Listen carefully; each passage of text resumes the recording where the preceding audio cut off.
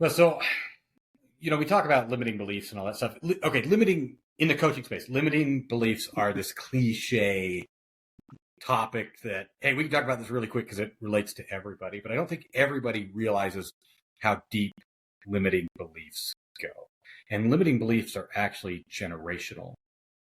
Like, it's easy for everybody nowadays to say, I can't get thin, I can't be an entrepreneur, I can't make money, anything like that. That's the limiting beliefs that are really, really obvious. But you have limiting beliefs that are cultural, that are generational. An example is 3 generations back, your great-grandfather could have said, hey, I saw a bear in the woods. Hello, everyone. Welcome to the Infinite Abilities Podcast.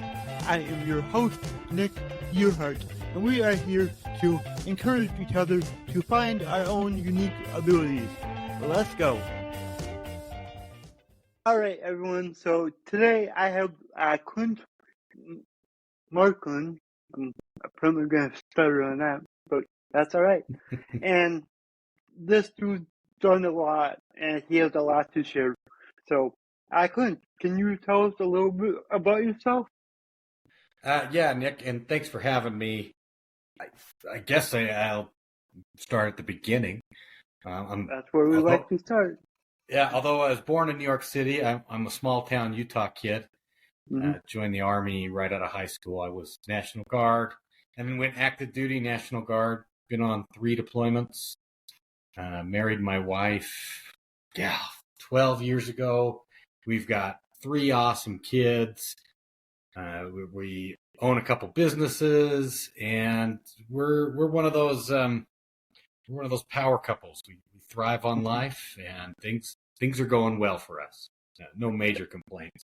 I'm sure there's a lot of different avenues you want to talk about, but that's the nutshell of me. We'll get into it. So first, I want to say thank you for your service. Yeah, absolutely. So, can you tell us a little bit about your businesses? So I'll talk about my wife first because her business dwarfs my business. She's in the Botox business. So she's been an RN for years, and then she decided to open up a Botox business where she'll inject out of salons and that sort of thing. And her systems, her processes, her dedication, and everything have just really, really taken off. And she's good. There's an art to the Botox and the filler and everything. And my wife's good. She has it down, and it fuels her fire. She loves to make women look beautiful, and that's really why she excels. It has nothing to do with the product. It's that she really cares about it. That's really awesome. Me, and then myself. So I have a life coaching, we'll say life coach / fitness coach for men, fathers, and husbands called the Father Forge. And we are all about helping men succeed in their body, in their family, in their spirit, in their business. Because, I figure if we can make you look and feel good, get you connecting with your wife, be more present at home, and get you making more money, then we're doing a good job at the Father Forge. But we love it. Yeah, that's awesome. And you're so right. If you take care of all of that, like your whole life just automatically improves. I know that from my own experience. A couple of years ago, I didn't take care of my health. I ate junk food. I didn't exercise. But now that I pay attention to what I eat, I'm not perfect, but I do eat a lot healthier than I used to. And now I exercise, and I feel a lot better. I can do more. I can walk further. I even fall down less now, and that's because my body's happy.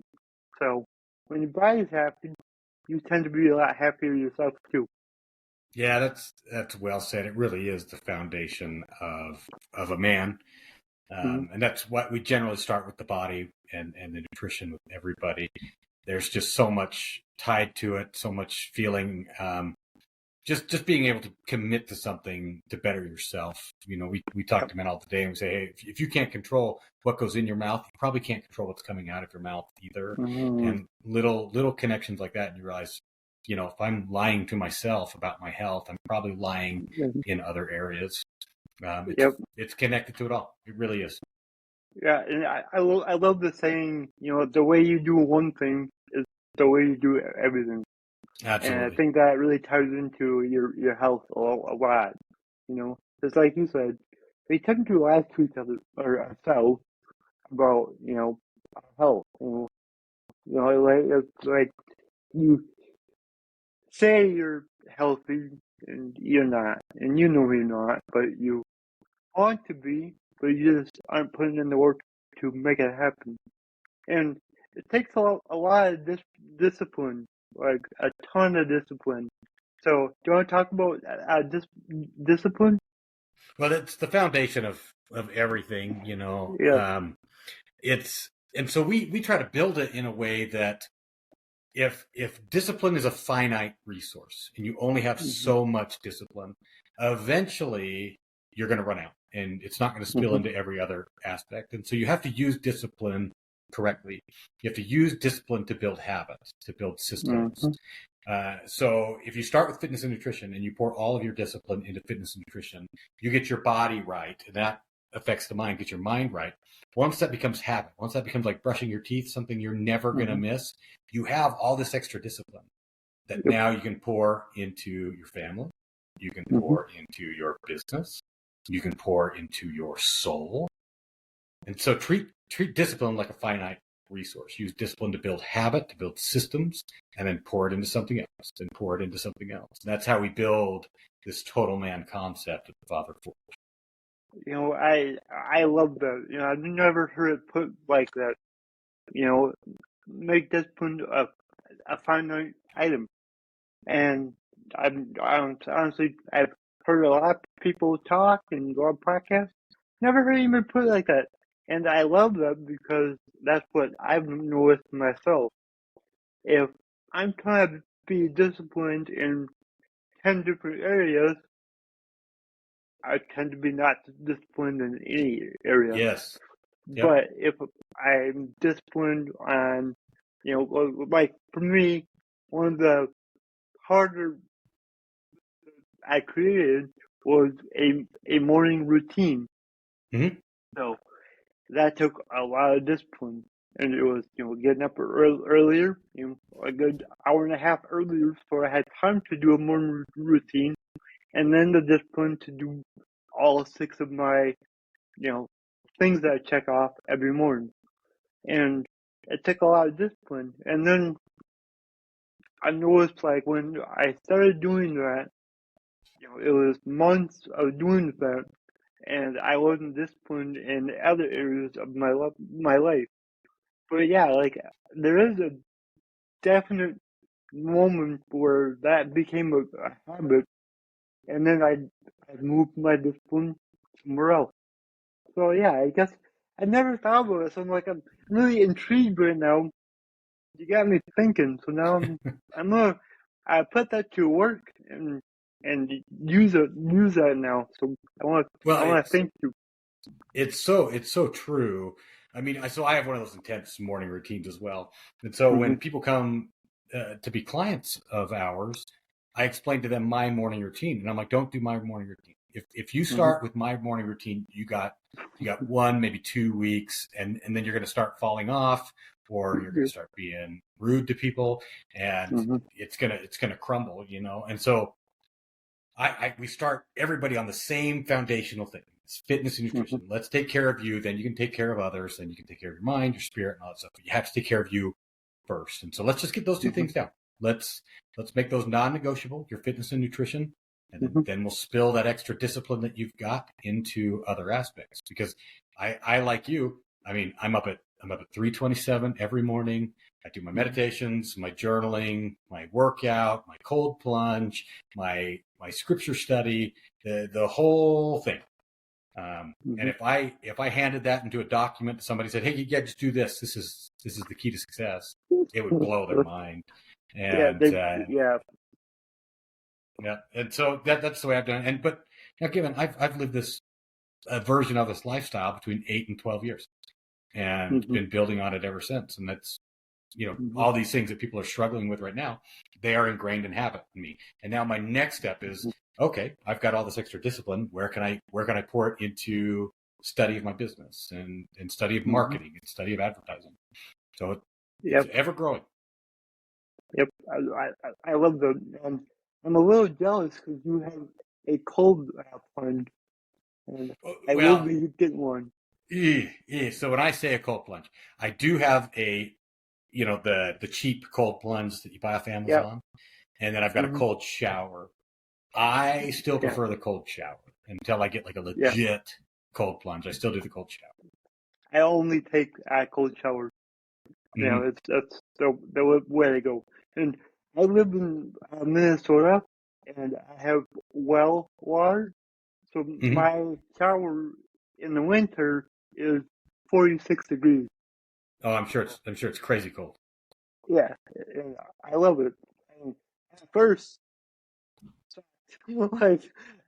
but what I love about it the most, especially in the morning, getting a cold shower, it's that first hard thing that you can do to start your day.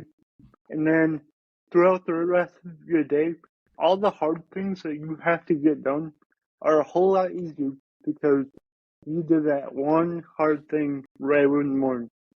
Well, and there's a beautiful metaphor in there that if I can take a warm shower and then get out, I'm going to feel cold, and my world will be a little bit harder.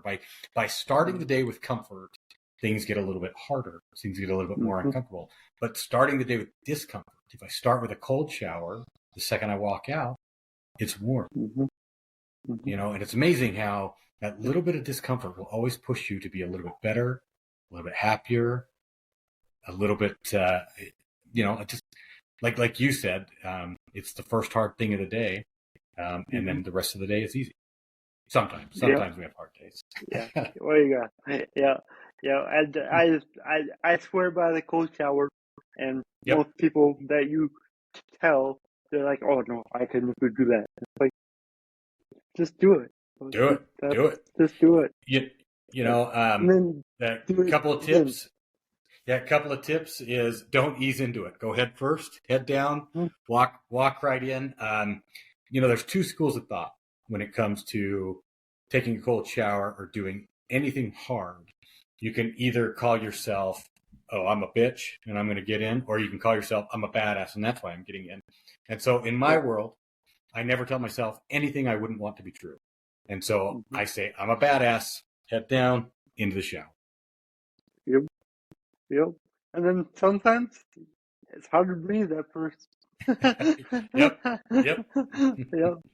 Yeah. No, that's awesome. Yeah, I think it's very important to pay attention to your discipline because discipline is, in my opinion, the most important thing that we can use. I mean, it really is. So, what is another thing that you work with your clients on? So it depends on where everybody's at in this program. Because I have some people ask, "Well, how long is the program?" I'm like, I don't know. You can stay as long as you want. Because on the surface, everybody kind of sees. We post pictures of the people that have these transformations where they get the abs and everything. But what people don't see is the people that have built businesses within the Father Forge. What they don't see is when people call me and say, "Hey, I just had sex twice this week with my wife for the first time in our entire marriage, 2 times a week." Wow. I've had people that have said, "Hey, I haven't had sex with my wife in 6 months until right now." We work on date nights. We work on finding ways for people to be uncomfortable so they can thrive. We teach people how to be empathetic. A lot of men can't be empathetic because they have too much going on. They're either addicted to pornography, their phone, eating bad food. And so they can never really figure out what's going on in their head. They can never figure out what's going on between one ear and the other. And so when their kid comes to them with a problem and says, "Dad, I need help," how are they supposed to be empathetic when they can't figure out what's in here? They don't know what their kid's thinking or feeling. They don't even know what they are thinking and feeling. So all of that we unlock through a little bit of discomfort. And fitness is a metaphor for that. If you can spend 45 minutes working out, you can probably go another 20 minutes without getting on your phone. If you can spend 45 minutes in the squat rack, you can probably spend 30 minutes on your hands and knees playing Legos. Mm-hmm. Yep. And so it's all discipline, it's all discomfort, and it pours into every aspect of life, every single aspect of life. Yeah, I agree. And, like, one thing that I believe in is get comfortable with being uncomfortable. Very, very well said. Yes. Yeah, it's the more you can just get used to it and make it happen, the easier it gets. With anything you do, the more you do it, the easier it gets. You talked about that a lot so far, actually. Just keep doing things and they get easier. Well, and the truth is, at some point in your marriage, in your parenting life, in your single life, you're going to come up against something hard to do, a tragedy, whether it be forced upon you, whether it be self-inflicted, whether it be intentional. You are going to come across something hard. And if you have not done anything hard to that point, you will crumble. You will not know how to handle it. You will not be able to find whatever it is you need to sit in the next level of discomfort because you're very, very unprepared. And so every day you should get up and challenge yourself, whether it's cold shower, whether it's going to the gym, whether it's reading for just 10 minutes. You should be putting yourself in an uncomfortable situation to grow and learn, because someday a tragedy is going to happen and you're going to have to be the dad. You're going to have to be the father. You're going to have to be the husband that can handle it. Yep. I agree so much with that. That's just so important. So, throughout your journey of being an entrepreneur, if you could summarize it in a nutshell, like hard, easy, worth it, not worth it. It's kind of a hard to ask question, but I need to, rephrase that, but you know what I mean. So this is going to be different for me than most other entrepreneurs. Okay. Because I have no pressure. I feel no need. So I'm a sergeant major in the Army. And so it's not a monetary thing that pushes. And so I've got no pressure to succeed. My pressure comes from how I can transform the lives of men. That is it. How I can connect, how I can push. And so if I had one client or if I had 55 clients, it wouldn't matter, because I'm not in this for really the entrepreneurship, for the money, for monetary reasons. And so for that, like, I get joy, I get fire, I get passion from sometimes, and my clients will see it, like I'll just hit some of them up on a random Thursday and be like, hey, just thinking about you. What's in your way, but the entrepreneur side, where it's hard, where it's, what I love about it, in my mind, I think of it as a game. And I'm trying to put all these pieces together to challenge myself to beat this game. Okay. Because I've worked for the government, right? So I've always had a paycheck. I've always had it for 24 years. I haven't had to worry about those things. So now that I'm building something on my own, it's a game. And so I have to challenge myself to learn about marketing, advertising, profit margins. Guess what? The government doesn't take profit. And so I've never had to worry about what I spend, what I don't spend. Now I do. Now it's a fun little game of marketing and all that stuff. So where I get the most challenge is content creation. I'm trying to do this organically on Instagram and all that stuff. So content creation has been challenging. The marketing side, I read Russell Brunson, I read Hormozy, I read Cardone. I get it. I do it. It works. But you have to have content creation. You have to have hook. You got to bring all that people in. And sometimes that feels disgenuine to me.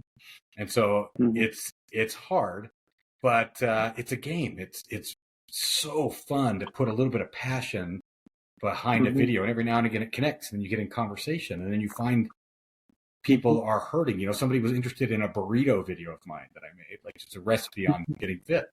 Just start talking to them, and they're like, "Oh, well, I'm worried about diabetes, and I just got a divorce." And it's like, dude, let's talk. Let's talk. Yep. Yeah, well, I love that you brought up content creation because I'm big into that. I remember my first video I ever recorded. That was February 21st of 2023. So, a year and a half ago. And I was so nervous. Like, I'm a person that I've never recorded myself on camera, nothing. Any videos that like family took of me, I didn't want to see it. I didn't like how I talked. I didn't like how I looked. All of it. So that first video was hard. But as we discussed earlier, discipline, consistency, it turned into a habit. And now, I don't make a video every day because I like to just pick one time to just make a whole bunch. But for, I would say the first 8 months, it was daily, 2 to 5 videos a day I was making. But what that did for me was really boost my confidence in myself. Like, I just 100%. became way more confident. And, like you were saying, like, I've read, I follow Russell Brunson, Alex Ramosi, obviously Grant Cardone, and it's like, a lot of what they say, it works, but it's not me. So the chances of me following their, social media script, I really don't. It's like every now and then I'll throw a video that really goes along with what they teach. And sometimes it works, sometimes it don't. But usually, the videos that I get that do the most is the dumbest crap ever.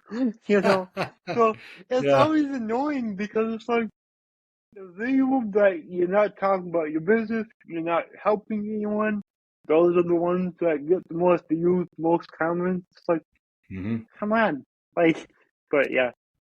So but it's an avenue to conversation, and then conversation exactly. you can help, and that's really what it is, And I think it was Mr. Beast that said it's not about the first video, it's about the 100th video.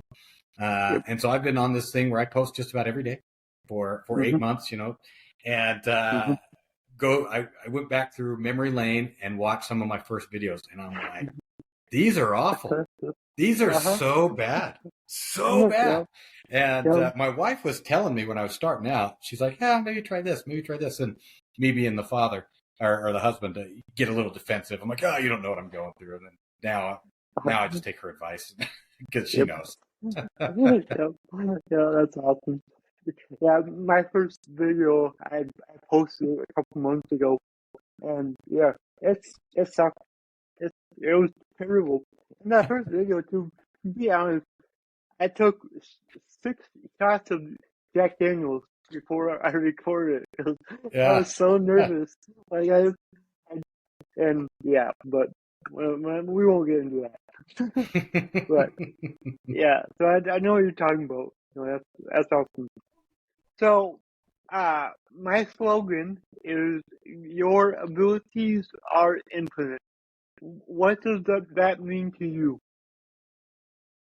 Well, so, we talk about limiting beliefs and all that stuff. Okay, limiting in the coaching space, limiting beliefs are this cliche topic that, hey, we can talk about this really quick because it relates to everybody, but I don't think everybody realizes how deep limiting beliefs go. And limiting beliefs are actually generational. Like, it's easy for everybody nowadays to say, I can't get thin, I can't be an entrepreneur, I can't make money, anything like that. That's the limiting beliefs that are really, really obvious. But you have limiting beliefs that are cultural, that are generational. An example is 3 generations back, your great-grandfather could have said, hey, I saw a bear in the woods, don't go in the woods. And then your grandpa said, hey, there's bears in those woods. Your dad says there's bears in the woods. We're not camping people. And so you never camp. You just say, hey, we're not camping people. That's a generational limiting belief that you don't even know where it came from. You're just assuming it's true because 3 generations back, your grandpa saw a bear in the woods. And so how many of those things do we have? My family always does XYZ. My family doesn't go to college. My family's blue collar. And so none of that is true. None of it. But it's so hard to identify. So hard to identify. And so for your abilities to be infinite, you've got to kind of shed everything that you could believe is true. You've got to not care. You've got to be so open-minded that you could just try anything. I mean, I'm 42 years old. I'm 42 years old and I started a life coaching business with a little bit of entrepreneurial experience with my wife. Okay. Now, if you read the statistics on life coaching, the average life coach has between 5 and 10 clients at around the 2-3 year mark. And they never get above $30,000 a year. That's the average. Okay. So I should accept that? No, I should ignore it. I should straight up ignore it. Like, who cares? Who cares? I know I'm going to put my heart and soul into it and let the outcome come up. And now we're at 35 clients. We have a 6-figure business in 8 months. Damn. You know, that's I mean, yeah. What, you know, that doesn't fit the scale. That doesn't fit what I should be doing. That doesn't fit the model of success that life coaches. It's because I didn't care. I didn't care at all. Yeah. And so, yeah, I can do anything. Yeah. Anything. I love that. And I'm all for that. I don't want to be normal. I don't want to be average. So, like, let's just make it happen, you know? So, yeah, I think that's very powerful. And, you know, one thing that you hit on was, you know, people tend to say, I can't, you know, and it could be because their family's so throw, friends, or whatever. You gotta break free. And like you said, don't care. Just don't care. For me, I'll give a little story here. I was always so concerned about what other people thought of me out in public that I would not be myself. I would try to hide my disability, which you can't hide this shit. Trust me, you just can't. And then I did though. I tried, and once I learned how to not care, and I just said, I'm gonna be myself. I was so much happier. Like, so much happier. Like, who cares? So, anybody listening, like, I know our family is always the first to say, you can't do that, or you can't do that. I don't believe in that. Just go figure it out for yourself. And to stop saying, I can't, and instead say, how can I? Because that leaves the door open. That gets you thinking, and that is how you problem solve to make sure you get things done. Yeah, and Nick, you brought up this brilliant point about a cultural limiting belief. And, you know, typically it's you are not going out or you're trying to hide your disability because of what you think other people think. Because, you know, you're not typical. And we're not used to seeing not typical people out doing typical things. And so for you, the culture, it's like, well, nobody else that's not typical does typical things. And so I have to hide what I am. That's a cultural limiting belief that probably people don't even realize, you know? And so I have a son with Down syndrome. And, you know, right now we're it's his first day of school today. First day of preschool today. And we're putting a non-typical child into a typical situation. And we're fighting it. Like, hey, does he want to ride the bus? We're like, God, I don't know. Can he ride the bus? Yeah, he can ride the bus. I just don't know if we're ready.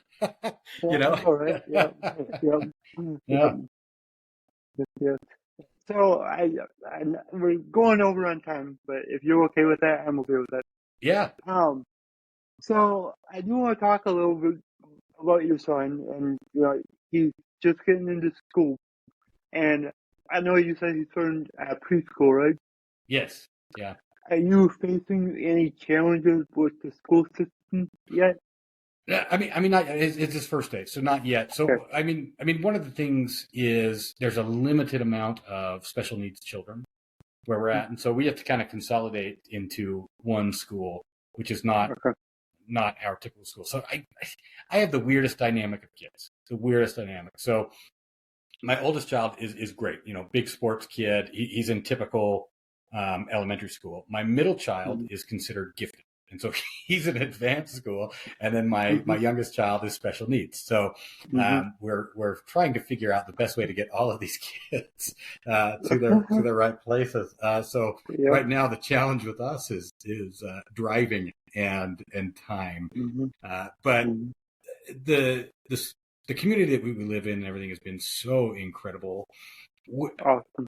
Will there be challenges? Yeah, I've talked to some other parents, and it is my belief that kids with special needs need time in normal or typical social situations, I agree. and that doesn't always happen to the extent it should. Yeah. And so that's one thing that we plan on fighting for early is like, hey, let's get Hayes in a typical class for 15, 20 minutes, an hour, build him up. I understand the concern, like especially like with kids with some really deep autism spectrum or behavioral issues. It's like, hey, they're too much of a distraction. It's like, yeah, but they need it. Yep. They need it. And so, yeah, I'll fight for that all day if that situation arises. That's what I was hoping to hear, because a lot of parents don't fight for things like that, and it really hinders the child. And like for me, my parents had to fight hard to get me into mainstream classes. My disability just affects me physically, not mentally. Well, not mentally any more than anybody else. But so they had to really fight to get me into mainstream classes, and I'm so glad they did. Because you get to experience a lot more people, and obviously learn a lot more than you would if you were in special ed. But special ed programs are also really good. So, but I agree. Like, kids need to get out into, let's say, the real world, just experience things. I think it really helps them grow and develop. Yeah, and there's so many unknowns with everything, with every ability or disability. There's so many unknowns, but my obligation as a father of a kid with special needs is to do everything I can to set him up for success. Everything I can, and that probably means fighting for extra time. That probably means running him to special schools. That just means anything I can to give him the care, attention, and education that is fit for him. I don't know what it is. I don't. Exactly. And I'm excited to learn. A little shameless plug for the Father Forge is at one point I wanted to do life coaching just for special needs father. But instead I made a subgroup of the Father Forge where we have a little space that's our own that that's awesome. That we can, because the challenges are unique, and I think it's I think like you and I can share a certain amount of empathy that I don't think everybody can share. No. I agree. Yep.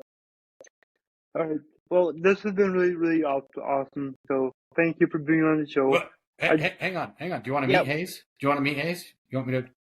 Sure. Let's go. let me bring him in real quick. All right. Here's my buddy. Okay. So what's up, dude? So Hayes here changed a lot for me. I think I had some biases that I wasn't aware of, and some fears Mm-hmm. that I wasn't aware of. And he taught me that I wasn't strong enough when I needed to be. You know, I'll never go through that again because of. That's amazing. You're an incredible father, incredible human, and yeah, you know, my mom would agree with you. You know, like for me, I made her a lot stronger. You know, and just like you, he made you a lot stronger, and that's amazing. Yeah. You know, it's weird. You kind of here. Let me put him out while he moans and groans. But sorry, going off camera there. It's just weird. You know, Yeah. it's an interesting dynamic of would you wish to have this, knowing what you know? Would you wish this away, knowing what you know? In my belief, in my heart of hearts, like the amount of joy and everything that Hayes has provided is immeasurable. Do I want to keep that? Yes. Would I want him to have a different life? I don't know, maybe. What I do know is both things can be true. That I want what he gives me in his current state, and I wouldn't trade that for everything. And I absolutely want him to have the best life he can.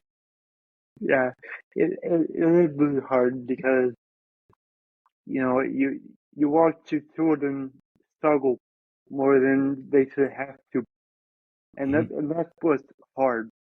Is you have to sit there and watch them struggle. You know, like for you have two other kids, so you know Hayes has to struggle a lot more than they did. So as a father, that's just hard for you to see. Yep. Yeah, but he's changed our family in an amazing way. Yeah, I was just going to say in a really, really, really good way. Yes. So yeah. Yep. All right. Well, that was amazing. Thank you. Thank you so much. So, how can people find you? Oh, okay. So I'm on the socials. You can find me personally at Clint.Marklyn on the Facebooks and stuff like that. But the business is at The Father Forge on Instagram. That's kind of where we put it out. We got a small YouTube channel, but at The Father Forge or thefatherforge.com. And that's where we're at. But follow us on Instagram. Even if you don't sign up, we put out content. It's fitness, food, and a lot of mindset, a lot of lessons that people need to hear. Amazing. And I'll put your links in the show notes so everybody can find you. Well, thanks, Nick. This has been great. Just my heart is full, man. Really, really is. Me too. Thank you. If you enjoyed this show, please go ahead and share it on your Instagram story and tag me here, the Nick Yerhart. Also, go ahead and share it anywhere else that you see fit, because the only way that I can grow this is by you guys sharing it. I don't sell anything on here. I don't have any sponsors, so let's just get it out there by word of mouth and help more people. Alright, everyone, remember, your abilities are infinite.